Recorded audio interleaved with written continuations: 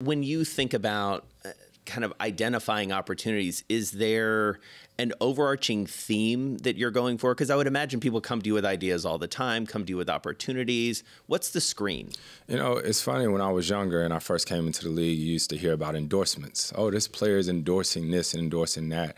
As I got older, I started to realize that the vetting process for any business deal or anything, it has to be true to who I am and true to what I believe in. And so there's been partnerships. There's no such thing really now as endorsement deals. There's partnerships and things that I really believe in, and products that I use or that I really want to see come into fruition. And how often do you say no? A lot? Yes. It's one of those things where I am a people person. I love to, engage and talk, but you have to learn to say no, or at least have somebody on your team that can say no. Your role in the union, obviously a very important position, not one without controversy, not one without some conflict and conversation. Right. What's the biggest thing you've learned from holding that role? You've been in that job for a while now. Yeah. 2013, is that right? That sounds about right. Something like that. May feel longer, but I've learned so much. I've always said this. I went to college for 2 years. No business class could teach me the on-job training that I've learned as president of the union. From the other players on the executive committee, you just learn how to talk and communicate with people. Michelle Roberts, our executive director, she's taught me so much. Other people that work within the union, the conversations I've had the opportunity to have with Adam Silver, just constantly learning and really understanding the business of the game. You mentioned Michelle Roberts. I know that some succession planning is going on there. Where are you at that point? What do we see next?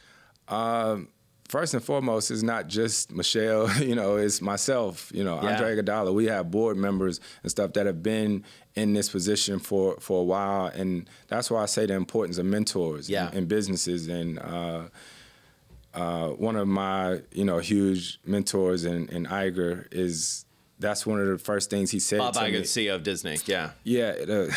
For those of us who don't just call him Iger. One of the first things that he sort of, told me years ago is that succession planning is real. Yeah. And if we want the union to be a real business, most big businesses have succession planning. So that's all it is. Right.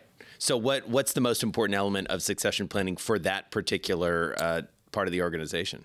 Just making sure that whoever the next person in line is knows about the conversations that are being had now. Right. And so that's what I'm doing also with other guys that's on the board, is trying to find out who may be interested in being the president after me. Right. And just making sure that, if there's conversations being had now, they're involved in them. That way, if they do take over, it's not just brand new. Right.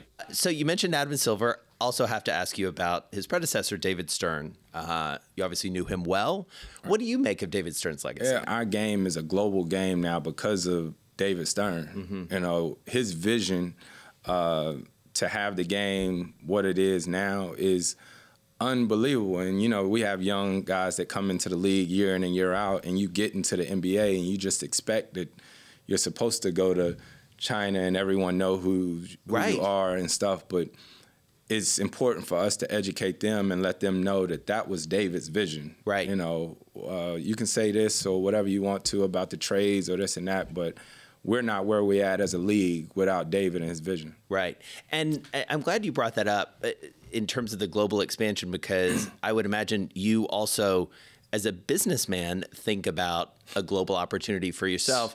China obviously is an obvious place. Africa is a newer vision, it feels like, for the NBA. How do you see that playing out? Man, NBA Africa is unbelievable and is continuing to grow. I had an opportunity to play in the first game in Africa a few years ago, but it's still mind-blowing to me, because when I was a kid and I was in the backyard, I was thinking about how can I be the best player in my neighborhood. You know what I mean? Then I wanted to be the best player at my school, right? And then I thought I was doing something when I was named Mr. Basketball in the state of North Carolina.